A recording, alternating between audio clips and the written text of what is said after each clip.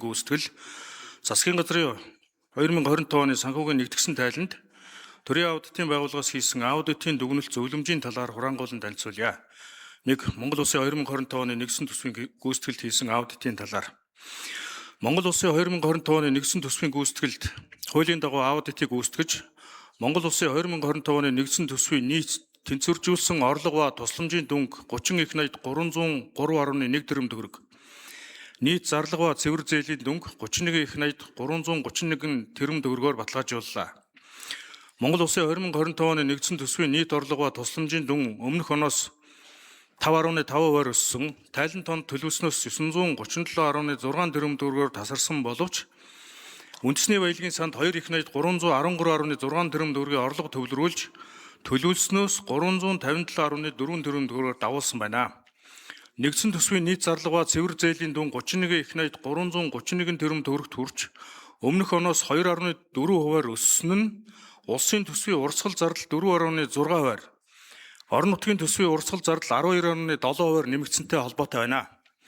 Нэгдсэн төсвийн тэнцвэржүүлсэн нийт тэнцэл 1,27 төгрөгийн алдагдaltaй буюу дотоодын нийт бүтээгдэхүүний 1,1%-тэй тэнцэж байгаа нь төсвийн тогтвортой байдлын тухай хууль заасан хязгаарт багтаж байгаа боловч төсвийн суур тэнцэл 1,113.9 төгрөг буюу дотоодын нийт бүтээгдэхүүний 1,2%-тэй тэнцэж байгаа нь төсвийн тогтвортой байдлын тухай хуулийн 6-1-2 заасан тусгай шаардлагыг хангахгүй байна. Засгийн газрын өрийн нэрлсэн үнээр илэрхийлсэн үлдэгдэл 35,407.7 төгрөг буюу дотоодын нийт бүтээгдэхүүний 39,4%-тай тэнцэж байгаа нь Монгол Улсын нэгдсэн төсвийн 2025 оны төсвийн хүрээний мэдээлэл заасан хязгаарт багтаж байгаа боловч нийт өрийн үлдэгдлийн 95,7%-ыг гадаад валютаар илэрхийлсэн өр эзэлж байгаа нь стратегийн баримт бичиг тогтоосон 80% зорилттой төвшнөөс давсан үзүүлэлттэй байна.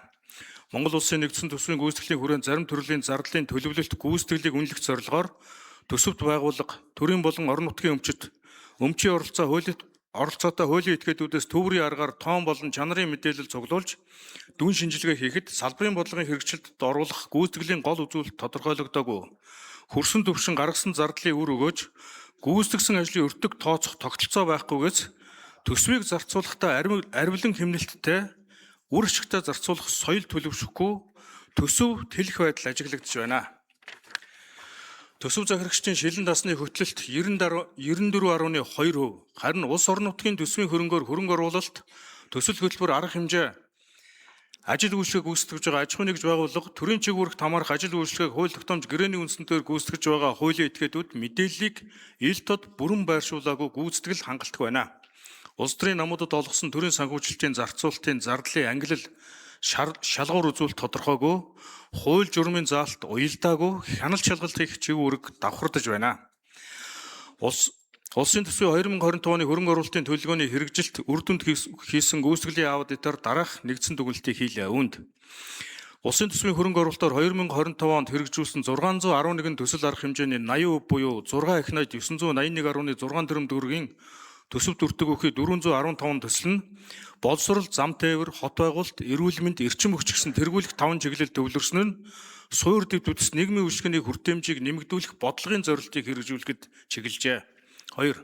Улсын төсвийн 2025 оны хөрөнгө оруулалтын тухайн жилийн санхүүжилтийн гүйцэтгэл 72.9%, тухайн онд хэрэгжүүл дуусгахаар төлөвлөсөн төсөл арга хэмжээний хэрэгжилт 75.1%-тай байгаа бөгөөд барилга байгууламжийн 2 ажил тутмын нэг нь техник эдийн засгийн үндэслэл зураг төсөл боловсруулах 5 ажил тутмын 4 нь тухайн онд хэрэгжиж дуусаагүй, дараагийн онд шилжсэн байна. 3. Улсын төсвийн хөрөнгө оруулалтын төсөвт өртөгийн 80%-ийг эзэлж байгаа голлох 5 салбарын төсвийн ерөнхийлөн зарагчдын хөрөнгө оруулалтаар хэрэгжүүлэх зорилт арга хэмжээг төлөвлөсөн шалгуур үзүүлэлтээр авч үзэхэд дунджаар 77.1% гүйцэтгэлтэй гарсан байна.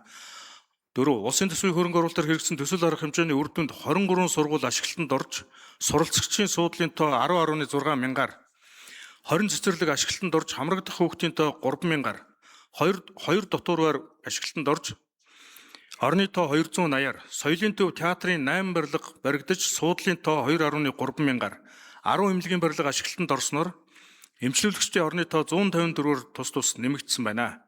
Мөн инженерийн дэд үтцийн 36, дэд станц болон цахилгаан хангамжийг сайжруулах 30 байгууламж ашиглалтанд орж, хатуу уучлалтай автозам 330 10.3 км-ээр гүүрний хүчин чадал 282 орт метрээр тус нэмэгдсэн зэрэг нийгмийн үйлчлэгээ болон суурь дэвтгчдийн хүртээмжийг нэмэгдүүлэх шиг л тодорхой ахиц гарчээ. Аудитор дараах одоо асуудлуудыг анхаарах шаардлагатай байна гэж үзлээ. 1. Барилгад ашигласан барилга байгууламжид ашигласан материалаас ялгарх хорт бодисын агуулмж хүлцэх хэмжээнд байгаа эсхийг хянах, бүртгэх, баталгаажуулах тогтолцоо бүрдээгүй. 2025 онд ашиглалтанд хүлээн авсан 13 сургууль цэцэрлэгийг төвөрлөн дотоод орчны агаарт шинжилгээ хийхэд 8 барилгад формалдегид болон бензолын агуулмж хүлцэх хэмжээнээс өндөр байгаа нь суралцагчдын эрүүл мэндэд хортой нөлөө үзүүлэх эрсдэлтэй байна. Энэ нь улсын төсвийн хөрөнгө оруулалтаар санхүүжиж байгаа хүн ам, нийгмийн барилга байгууламжийн чанар, эрүүл ахуй, аюулгүй байдлын стандартыг чанд мөрдүүлэх, энэхүү асуудлыг хариуцсан төрийн захиргааны байгууллагуудын албан тушаалтнуудын хариуцлагыг дээшлүүлэхэд анхаарах шаардлагатай байгааг харуулж байна. 2. Хөрөнгө оруулалтын төсөл арга хэмжээг төлөвлөх зохион байгуулалт ашиглалтанд хүлээн авах, хөрөнгөд бүртгэх үе шат бүрд захиалагч, хяналт хэрэгжүүлэгч, хүлээн авах комисс зэрэг холбогдох байгууллага албан тушаалтнуудын хяналт хариуцлага сул байгаагаас шалтгаалan зураг төсөл техникийн тодорхойлолт ажлын даалгаврын дагуу хэрэгжихгүй байх, хугацаа хоцрох, дутуу хийгдэх, чанар стандартын шаардлагад нийцээгүй төсөл арга хэмжээг санхүүжүүлэх, байнгын ашиглалтанд хүлээн авах, бүртгэл хийхгүй байх зэрэг алдаа зөрчлүүд буурахгүй байгааг таслан зогсоох, арилгахад чиглэсэн зохион байгуулалтын арга хэмжээг төрийн байгууллагын шат шатанд авч хэрэгжүүлэх шаардлагатай байна гэж үзлээ.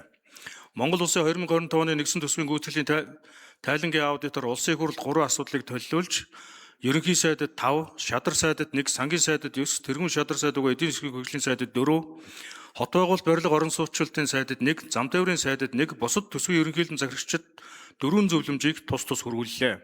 Эдгээр зөвлөмжүүд нь төсвийн үр ашгийг дээшлүүлэх, гадаад зээлийн ашиглалт үр нөлөөг сайжруулах, төсөл арга хэмжээний төлөвлөлтийн шаардлагыг хангуулж, эдийн засгийн ангиллыг мөрдөх, худалдаа авах ажиллагааг хууль журамд нийцүүлж, барилга байгууламжийн чанар, ашиглагдагч буй материалд эрүүл ахуй стандартын шаардлага тавих, хяналтын тогтолцоог сайжруулах зэрэг асуудал чиглэгдлээ. 2. Монгол Улсын засгийн газрын 2025 оны санхүүгийн нэгдсэн тайланд хийсэн аудитын талаар. Засгийн газрын 2025 оны санхүүгийн нэгдсэн тайланд нийгмийн болон эрүүл мэндийн даатгалын сан, төсвийн ерөнхийлөн захирагчдын 60 санхүүгийн нэгдсэн тайлан, тэдгээрийн харьяа байгууллагуудын нийт 6792 санхүүгийн тайланг аудитад хамрууллаа. Төсвийн ерөнхийлөн захирагчдын санхүүгийн тайланд хийсэн аудитаар өөрчлөлтгүй 32, хязгаарлалтай 28 дүгнэлт өгсөн бөгөөд засгийн газрын санхүүгийн нэгдсэн тайланд хязгаарлалтай дүгнэлт өглөө. Тус аудитор Монгол Улсын ерөнхий сайдад 6, сангийн сайдад 2, цахим хөгжил инновац харилцаа холбооны сайдад 1, бусад төсвийн ерөнхийлөн захирагч нарт 2 зөвлөмжийг тус хүргүүллээ. Төрийн аудитын байгууллагаас өмнөх жилүүдэд засгийн газар бүх шатны төсвийн захирагч нарт өгсөн аудитын шийдвэрийн хэрэгжилт хангалтгүй, зөрчил давтагдсан гарч байгаа тул улсын хурлаас аудитын мөрөөр авч хэрэгжүүлэх арга хэмжээний хүрээнд дараах асуудлаар засгийн газар чиглэл хүргэл төсвийн сахилга батыг дээшлүүлэх шаардлагатай гэж үзлээ. Үүнд 1. Монгол Улсын 2025 оны төсвийн тухай хуульд нэмэлт өөрчлөлт оруулахдаа төсвийн хөрөөний мэдээлэл дагуулan өөрчлөлт оруулдаг зөрчил давтагдсан гарсан нь төсвийн бодлого доктортой хэрэгжихгүй байх эрсдэл үүсгэж, төсвийн гүйцэтгэл хөгжлийн төлөвлөгөөнд тусгасан хөтөлбөр арга хэмжээний хэрэгжлийг хангахад бүрэн чиглээгүй, нийгэм эдийн засагт үзүүлэх ач холбогдлыг бууруулж байна. 2. Түүхийн эдийн мөчлөг сөрсөн төсвийн тэлэлтийг хязгаарласан, орлогын бүтцийг тогтворжуулах бодлогыг хэрэгжүүлэхгүйгээр экспортын бит хэмжээнд найдсан төсвийн төлөлт хийсээр байгаа нь нийлүүлэлтээс шалтгаалсан түүхийн эдийн буурах, төсвийн орлого хуваарийн дагуу бүрдэхгүй байх эрсдэлтэй байна. 3. Ирээдүйн өв сангийн корпорац байгуулах, хөрөнгийн удирдлагыг хэрэгжүүлэх хэрэг болгосон мандатыг боловсруулж, түүхийн эдийн мөчлөгийн үед бий болсон орлогыг хуримтлуулах замаар төсвийн тэлэлтийг хязгаарлах, бодлого хэрэгжүүлэх орон зайг бий болгох, гадаад валютын нөөцийг тогтворжуулах бодлого баримтлах. 4. Төсвийн орлого тасарсан тайлан донд хэрэгжсэн зарим хөтөлбөр арга хэмжээний санхүүжилтийг бүрэн олгоогүйгээс дараа оны төсөвт ачаалал үүсгэж, төлөвлөгдсөн төсөл арга хэмжээ бүрэн хэрэгжихгүй байх эрсдэлтэй байна. 5.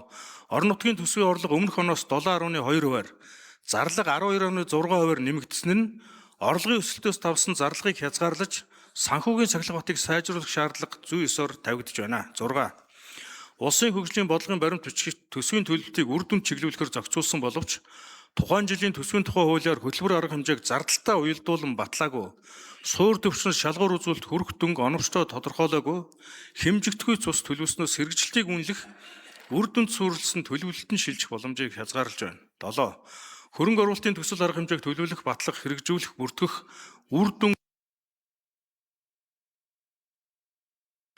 За энэ дөрийн микрофон цаг сунгая.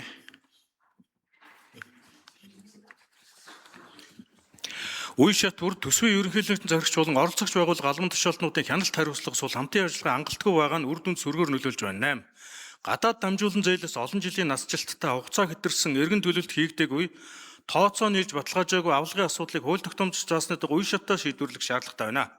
Дээрх дүгнэлтээс үзвэл төсвийн хөрөнгө төрийн өмчийн санхүүгийн удирдлагыг сайжруулах, үр ашгийг дээшлүүлэхэд аудитын зөвлөм шийдвэрийн хэрэгслийг хангах, хяналт тавих, хариуцлага тооцох тогтолцоонд дүн шинжилгээ хийж хууль тогтоомжийг мөрдөж ажиллах шаардлага зүйн ёсоор тавигдаж байна. Улсын хурлын эрхэм гишүүдээ та бүхэнд Монгол Улсын 2025 оны нэгдсэн төсвийн гүйцэтгэл засгийн газрын 2025 оны санхүүгийн нэгдсэн тайланд хийсэн аудитын талаар товчлон танилцууллаа. Анхаарал тавьсанд баярлалаа.